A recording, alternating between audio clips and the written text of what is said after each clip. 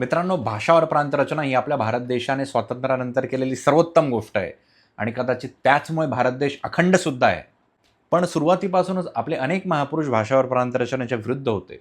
त्यांना असं वाटत होतं की कदाचित भाषेच्या आणि प्रांताच्या अत्यंतिक प्रेमापोटी भारत देश पुढे फुटीरतावादाला लागू शकतो.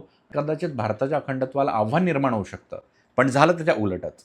स्कॉलर्स असं मानतात की उलट भाषा और प्रांत रचनेमुळे प्रत्येक राज्याला आपल्या राज्याची भाषा जतन करण्याची संधी मिळाली. महाराष्ट्रामध्ये आपण मराठीचं जतन करू शकतो, तमिळनाडूमध्ये तमिळचं, आंध्र प्रदेशमध्ये तेलंगणामध्ये तेलुगूचं, केरळमध्ये मल्याळमचं. पण जर भाषा और प्रांत रचना झाली नसती तर कदाचित ज्याप्रमाणे पाकिस्तान, तुम्ही बघा ना, पाकिस्तान हा धार्मिक आयडेंटिटी घेऊन येणारा देशसुद्धा भाषेच्या केलेल्या अन्यायामुळे अखंड राहू शकलेला नाही. बांगलादेश का वेगळा झाला? ईस्ट पाकिस्तानाचा बांगलादेश का झाला? कारण तिथली पंजाबी आणि उर्दू बोलणारी पण एलिट क्लासचे लोकं होते. त्यांनी बंगाली भाषेला, बंगाली लोकांना महत्त्व दिलं नाही. तिथल्या सिंधी एथनिसिटी असणाऱ्या लोकांना ते महत्त्व देत नाही आहे. त्याच्यामुळे सिंधू देश वेगळं होण्याचं म्हणतोय. बलोचिस्तानच्या बलोच भाषेला तिथल्या लोकांना ते महत्त्व देत नाही, म्हणून बलुचिस्तान वेगळं व्हायचं म्हणतोय.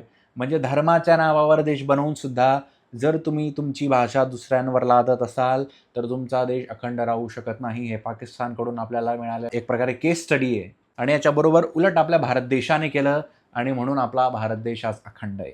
म्हणून कुणाचं जर आपल्या राज्यावर, आपल्या भाषेवर, आपल्या स्थानिक संस्कृतीवर जर प्रेम असेल तर तो फुटीरतावाद नाही, तो ॲक्च्युली आपल्या भारत देशालाच बळकटी देतोय. इंडियन आर्मीमध्ये आर्मी मेनची, ऑफिसर्सची लॉयल्टी ही फक्त भारत देशाप्रती, इंडियन आर्मीप्रती नसते, तर ती त्यांच्या रेजिमेंटप्रती सुद्धा असते. इंग्रजांच्या काळातले जेही रेजिमेंट्स होते ते आपण बंद पाडलेले नाही आहेत, कारण त्यातून असं सिद्ध झालेलं आहे भारतीय सैनिक ऑब्व्हियसली आपल्या भारत देशासाठी तो लढतोय, पण आपल्या रेजिमेंटचं नाव आपल्याला उच्च करायचं ही भावनासुद्धा त्याच्या मनामध्ये आहे. म्हणजे त्याची लॉयल्टी ही 2 ठिकाणाहून येते, त्याच्या रेजिमेंटप्रती आणि आपल्या भारत देशाप्रती. त्याचप्रमाणे एक माणूस आपल्या राज्यावरही प्रेम करू शकतो, आपल्या देशावरही प्रेम करू शकतो आणि या दोनही गोष्टी एकमेकांना पूरक आहे आणि देशाच्या अखंडत्वाला कारणीभूत आहेत.